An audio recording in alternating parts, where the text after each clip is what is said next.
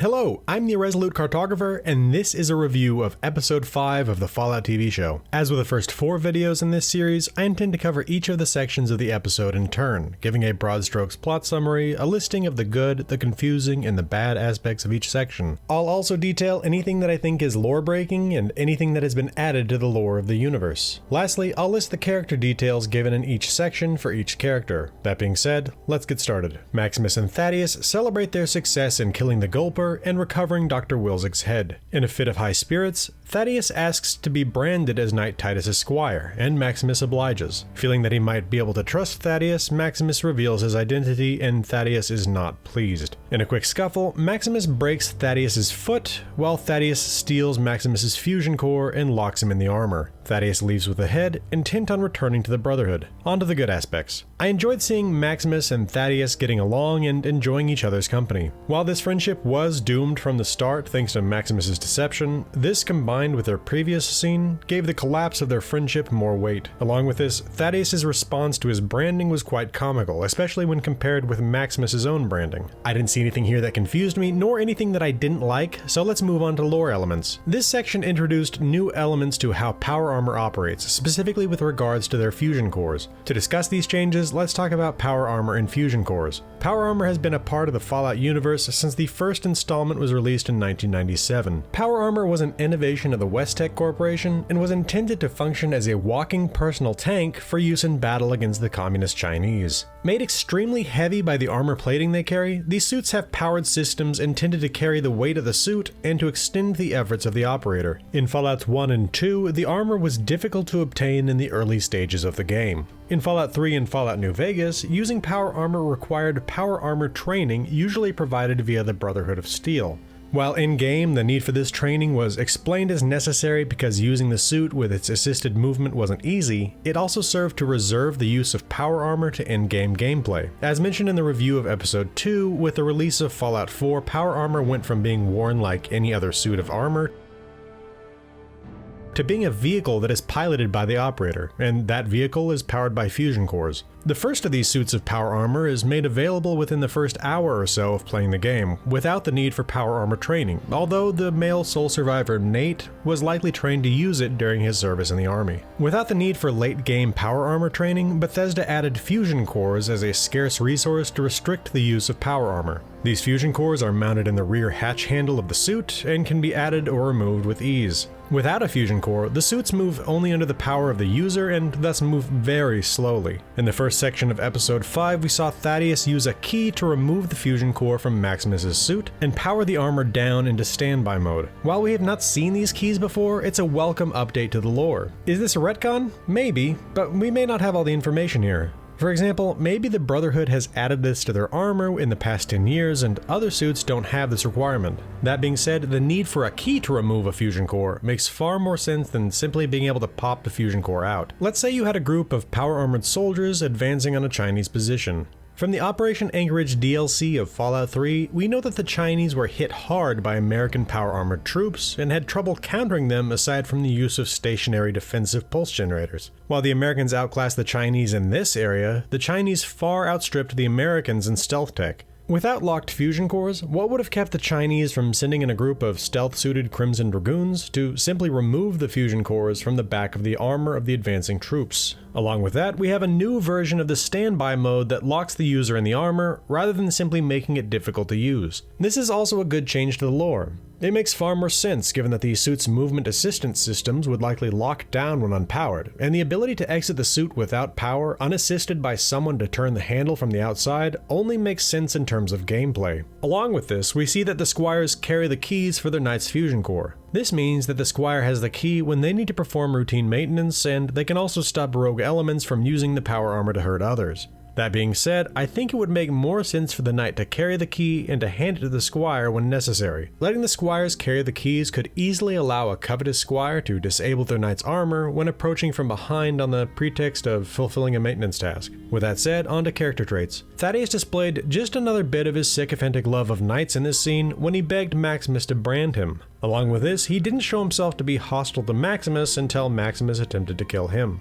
Beyond this, he showed himself to be quite agile here, and he used that agility to save himself by clambering onto the back of Maximus's armor and turning it off. He could have killed Maximus here, but he didn't. Whether he intended Maximus to die a slow death from being stuck in the suit, or just didn't want to directly kill the man who had saved his life earlier that day, I don't know. While it could be seen that he's driven when he stalks off with a head and the giant bag of gear on a severely broken foot, he doesn't really have another choice. He had to move, the bag had necessary weapons and supplies, and the head was his ticket to survival and a possible promotion. As for Maximus, it's obvious how much he was enjoying having Thaddeus as a friend, and how devastating it was for him when Thaddeus revealed that he wasn't going to go along with any deception with the Brotherhood. Once again here, we see Maximus not having the greatest control of his suit, and how the lack of proper training allows Thaddeus to get a leg up on him. On to section 2. Lucy, while following the trail of Dr. Wilzig's head, finds Maximus still locked in his suit from the night before. After killing rat roaches that were attacking the armor, Lucy opens the visor and speaks with him. When she vomits, a symptom of radiation sickness, Maximus convinces her to let him out of his armor so that he can give her rat away. She lets him out and collapses moments later while admiring his T60. On to the good aspects. I liked seeing Lucy nearly let the fact that she had a tracker in Wilzig's head slip when she said, "Yeah, I'm looking for the head, that's why I'm here, that's why I'm passing through." She entered the train tunnel entrance from practically the same direction she would have to travel to follow Thaddeus carrying Dr. Wilzig's head. This means that she set out from the Super Duper Mart and saw the trackers stop in the tunnel mouth. She probably came here to find clues as to who had the head when they stopped there the night before. The knowledge of the tracker and her ability to follow the head wherever it goes is a massive bargaining chip, and though she nearly let it slip, she kept it close to the vest. From their interaction in Philly, she knows Maximus is after the head as well. Other than this, I took Maximus's diagnosis of radiation poisoning as quick thinking.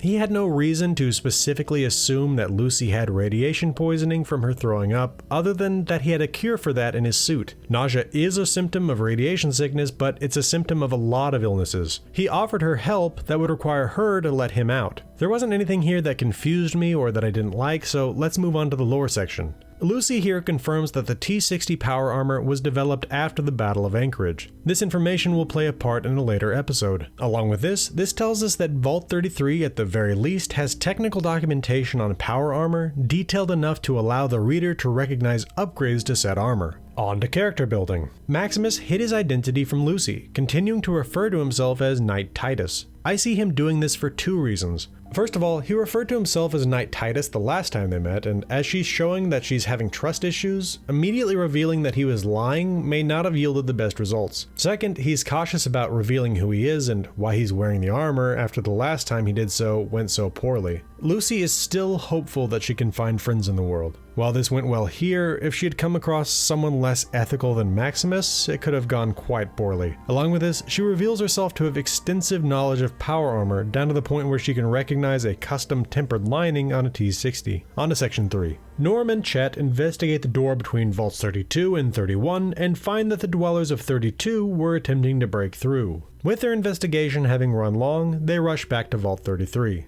On to the good aspects. The corpses posed around the door to Vault 31 is a very Fallout scene. The games use corpses to tell stories, and a lot of the time in positions that don't make much sense. The bodies have been dead for 2 years, and yet here they are still holding tools, leaning against the door they were trying to break through at the time. Unless they were killed by something, they worked like this until they died, still holding the tools. Along with this, the "we know what's in there" graffiti was a great touch. As for the confusing, bad, and lore-related parts of this scene, I'm combining them to talk about the potatoes that Norm and Chet claimed to be planting. Most produce grown on the surface in the Fallout universe is mutated, from razor grain to mute fruit to potatoes. Potatoes seem to be a crossbreed of potatoes and tomatoes that are said to taste like ketchup on cardboard, and appeared in Fallout 4 and 76. The idea that Vault 33 is growing potatoes instead of run-of-the-mill tomatoes is odd. I'm not going to go as far as to say it's impossible, but it's definitely strange. While they might seem like a post-war plant, potatoes appear to predate the war. At the West Tech facility in Huntersville, West Virginia, Project Greenhouse was evaluating the effects of the Pan-Immunity Variant Project on plants. Originally intended to serve as a cure for any disease, West Tech hoped to use the variant to create genetically modified crops that could feed the hungry public. Unfortunately, the project was shut down around when the pan-immunity variant showed promise in creating super soldiers, and the PvP became the FEV, the Forced Evolutionary Virus. Before the program was shut down, they seem to have grown some crops in the West Tech facility, including potatoes. It's possible they shipped potato seeds to the vault before the war. On the other hand, we could assume that they were referring to potatoes and they were growing normal potatoes.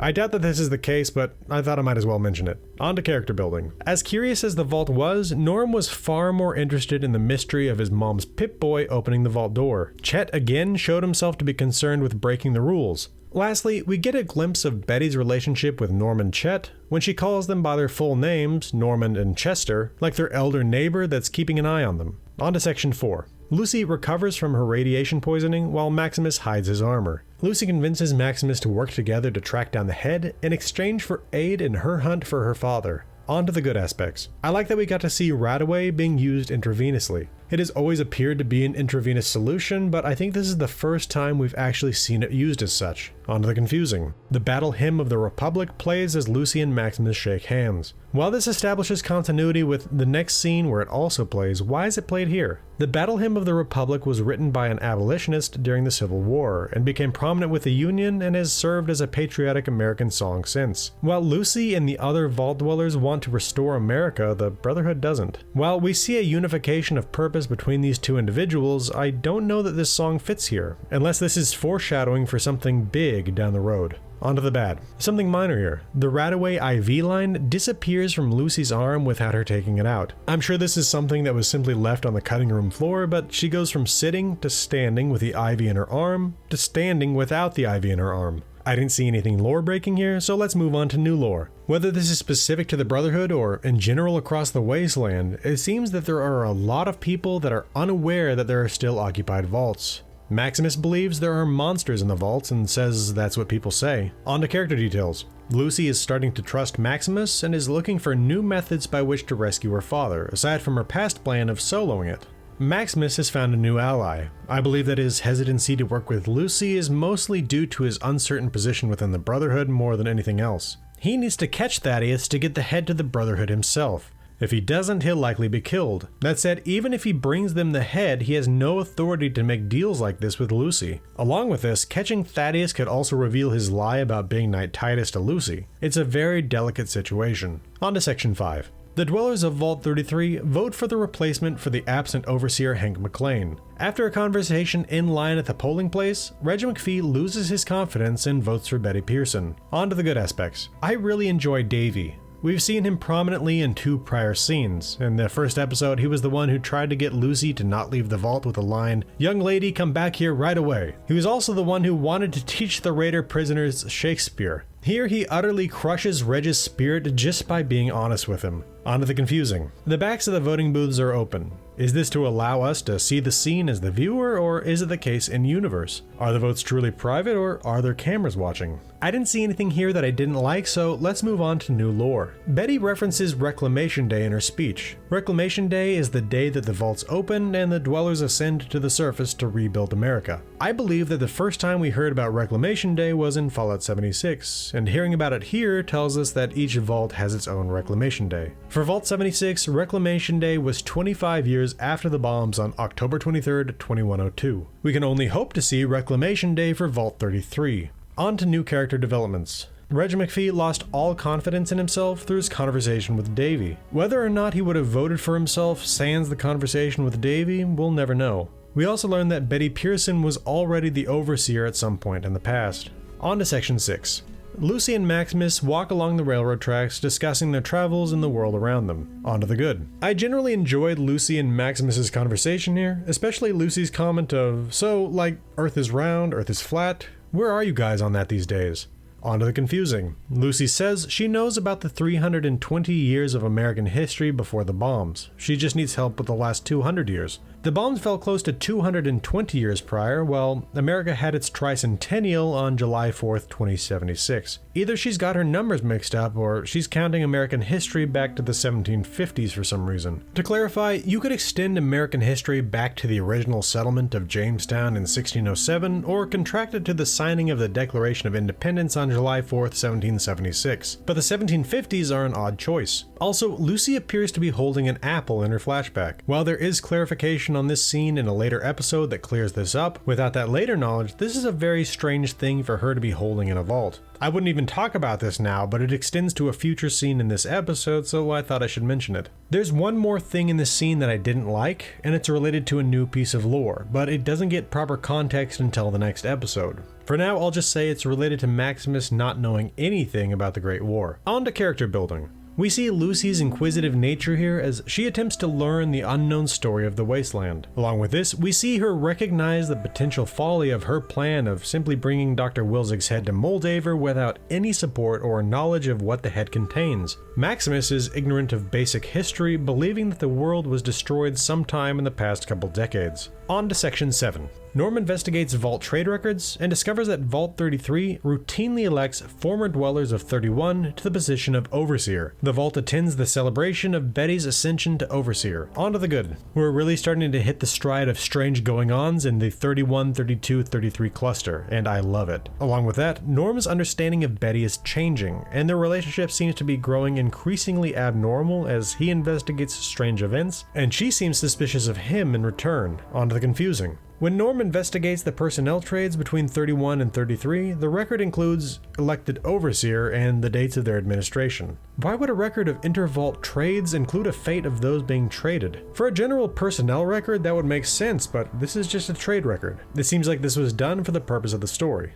I didn't see anything here I didn't like, aside from not getting to read the full records that Norm saw, nor did I see anything lore-breaking, so let's move on to new lore. From this scene, we know that the year is 2297. I originally thought 2296, thanks to the 219 years later image, but here we see that Hank McClane was overseer from 2271 to 2297. Keep in mind that any day up to October 23rd, 2297 will be 219 years after the war. On to character building. Norm is really showing his dedication to investigating whatever it is that has been happening between the vaults, and not just because of the mystery surrounding his mother's Pip-Boy, but whatever is happening in Vault 31 as well. Betty has become overseer of Vault 33 again, and the vault has decisive leadership again. Along with this, we know that she's originally from Vault 31. On to Section 8. Lucy and Maximus approach a bridge on their route and find another pair heading the other way. Though they attempt to pass peacefully, the confrontation ends in a fight with Maximus shot and the other pair dead. On to the good. Once again, we see Lucy attempt to avoid violence through conversation, including stress reduction techniques. The reaction of the Fiends to this is hilarious, as it would likely be a completely foreign concept to them. Along with this, the appearance of the Fiends, including their scars and the woman's rotten teeth, is perfect. I also really appreciated the music played in this scene and the fact that it's called Ladyfingers, a fact that pops up on the X-ray feature when Lucy's hands rise into the sky. I enjoyed watching Maximus's quick and decisive actions save their lives, and Lucy's reaction to the complete failure of her diplomatic attempts.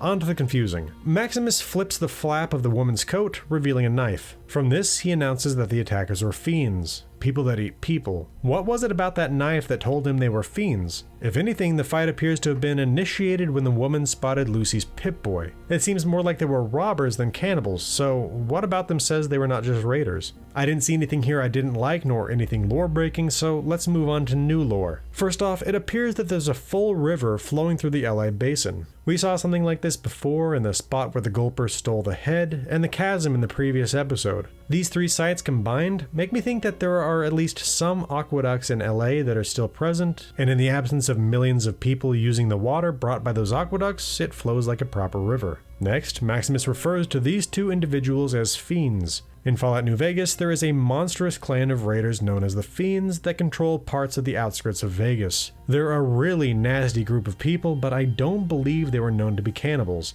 I don't believe that these two are intended to be part of the New Vegas Fiends, so I think we can take Maximus's pronouncement here to mean that the term fiend in the LA area is simply a term referring to cannibals. On to character building. Lucy is growing more disillusioned with the world on the surface. At this point, diplomacy has failed her more times than not, and her anger and disgust are rising. Along with this, we see that her new finger, though still functional, is also still dusky. We just have to hope that she doesn't see any long-term consequences from having a somewhat necrotic finger attached to her hand. Maximus shows himself to be quite competent when it comes to dealing with raiders. He recognizes immediately that their situation is perilous and wants to be ready with violence should violence come their way. Along with this, he once again proves to be an excellent shot when he kills both fiends with a single shot each. Lastly, he shows himself to have a high pain tolerance when he shrugs off a gunshot to his arm. On to section 9. Woody mourns his election loss with Davy. Norm visits Chet to discuss how Vaults 32 and 33 have always been run by dwellers from Vault 31. Norm asks Stephanie Harper how Vault 31 was different,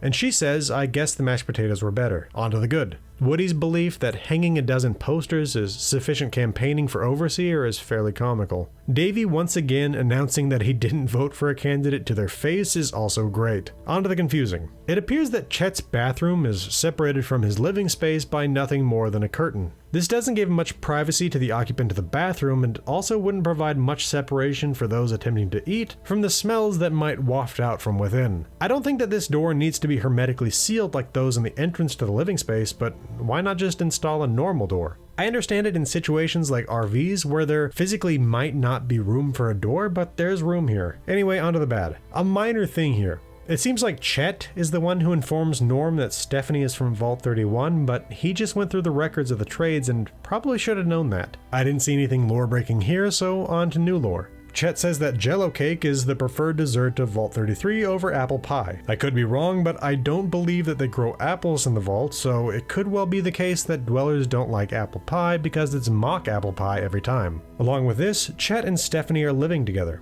This gives us insight into the culture of the vault, where it's seen as appropriate that a widow moves in with a new man days after the death of her husband. I should note that the man who served as the officiant at Lucy's wedding was killed in the Triennial Trade Raid, so they may have trouble performing any sort of ceremonies such as that. I'm not saying that people have to be married to cohabitate, but that's what I would have expected from vault culture, so this was unexpected. Lastly, we get some insight into the operation of Vault 33. The overseers all seem to have come from Vault 31. There's a slogan that promotes electing overseers from Vault 31.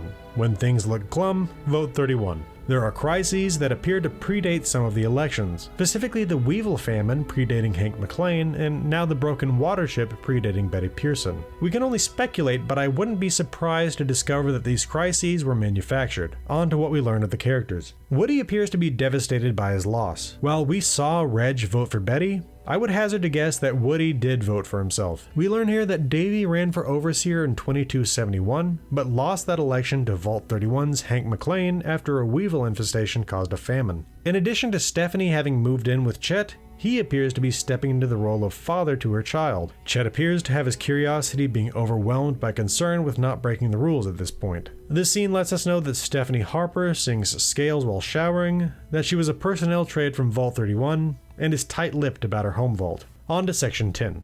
Lucy and Maximus come to the outskirts of the Shady Sands crater, and Lucy learns of the existence of the new California Republic. Maximus's wound proves to be more serious than previously indicated. Lucy and Maximus investigate a medical research building looking for a first aid kit and find themselves caught in a trap. On to the good. I enjoyed seeing how profoundly shocked Lucy was to hear the news that the world had already started rebuilding before Reclamation Day. She saw here that the mission statement of her people, to rise and rebuild America when the time was right, was ringing hollow. Though Shady Sands had been blown sky high, there were people that were doing what her people claimed only they could do. She was stopped in her tracks and looked genuinely devastated by the news. I'm going to go ahead and combine the confusing, bad, lore-breaking, and new lore into a single point here about Shady Sands. Shady Sands made its first appearance in the first Fallout game. At that time in 2161, it was a small town in the Mojave Desert near Vaults 13 and 15. The community was, at that time, headed by Aradesh. It played a role in Fallout 2 as well.